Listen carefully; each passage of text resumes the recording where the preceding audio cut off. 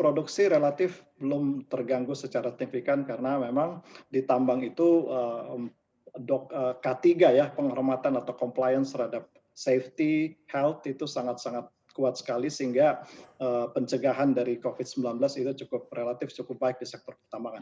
Namun memang kalau di sisi profitabilitas ini dengan harga yang terus menurun, ini profitabilitas dari perusahaan-perusahaan ini sebagian besar udah, di sisi minus ya, sebagian perusahaan di sisi minus. Dalam artian memang harga jual batu baranya ini udah lebih rendah dibanding, biaya biaya produksinya. Nah, oleh karena itu memang perusahaan-perusahaan sejak khususnya di kuartal kedua 2020 ini kita sebut ini situasi yang kita sebut sebagai survival mode ya. Jadi kita Mhm. sedapat mungkin bisa bertahan ya, paling tidak tetap kewajiban ke negara, ke masyarakat kita tetap lakukan dan sedapat mungkin kita tidak melakukan PHK. Nah, kami meminta ke pemerintah tentunya butuh support dukungan relaksasi kebijakan untuk sementara. Salah satu yang disebutkan tadi mengenai kewajiban DMO ya. Ini kita tetap Mhm. akan wajib ke supply ke domestik ya, tapi dengan kami minta agar penerapan sanksi karena di situ ada sanksi berupa moneter ya, sanksi denda kalau kita tidak bisa memenuhi. Padahal Oke. demand domestik juga sangat berkurang dan perusahaan Mhm mhm. berlomba-lomba masuk ke domestik ya. Berarti bebannya apa Nah, saja itu nih, Pak? kondisinya. Selain memang Jadi mungkin ya. ada beban dari, beban produksi, mungkin kalau dilihat dari sisi biaya ini berapa sebenarnya yang cukup membebani, terus kemudian ditambah lagi, terkait mengenai sanksi. Ini seperti apa nih, Pak Hendra? Berarti agak cukup tertekan juga kondisi dari perusahaan ini seperti apa, Pak Hendra? Iya, bahkan kalau secara global kita udah buat kajian internal secara global pun mungkin lebih dari separuh ya produsen batubara global dengan tingkat harga rendah saat ini itu udah minus ya. Dan Indonesia juga salah satu yang paling terdampak dari turunnya harga ini.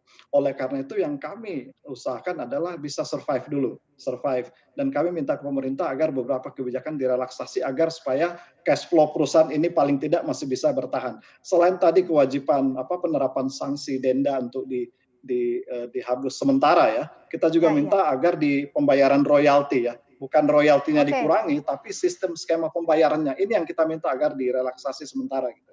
Oke, ini seperti apa? Iya. Apakah ini memang karena ada keterkaitan antara perubahan izin untuk, beberapa, perusahaan yang statusnya sebelumnya masih PKP 2B kemudian ke IUPK, karena ini juga ada perubahan dari sisi royalti dan pembayaran royalti, kemudian seperti apa bentuk relaksasi yang diharapkan juga dari APBI kepada pemerintah begitu, untuk, bisa mengatur cash flow perusahaan, seperti apa Pak Hendra?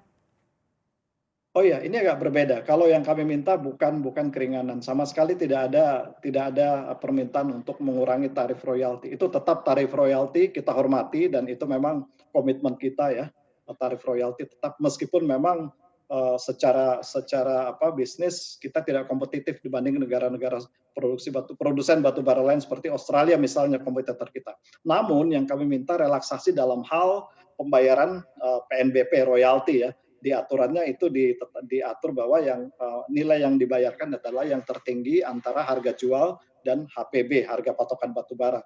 Nah, sejak Mhm. berapa bulan ini dan ke depan prediksi kita memang harga jual ini di bawah HPB. Jadi kita bayar selisihnya itu sebenarnya. Jadi kita minta agar dalam masa pandemi ini relaksasi kebijakan cukup kita bisa diberikan keringanan akan bayar berdasarkan dengan harga jual ya, harga jual. Jadi kita tidak sama sekali tidak minta keringanan, teman harga jualnya aja. Jadi bukan pakai HPB. Karena selisihnya Mhm. lumayan. Ada perusahaan yang juga selisih gap antara harga itu bisa sampai 4-5 dolar. Ini signifikan sekali. Kalau bisa diakomodir, tentunya sedikit memberikan kita sedikit lega untuk bisa mengatur cash flow yang tiap hari ini makin tertekan. Dan juga tadi ada kewajiban sanksi DMO. Karena kita tetap akan pasok ke domestik, cuman market domestik kan shrinking.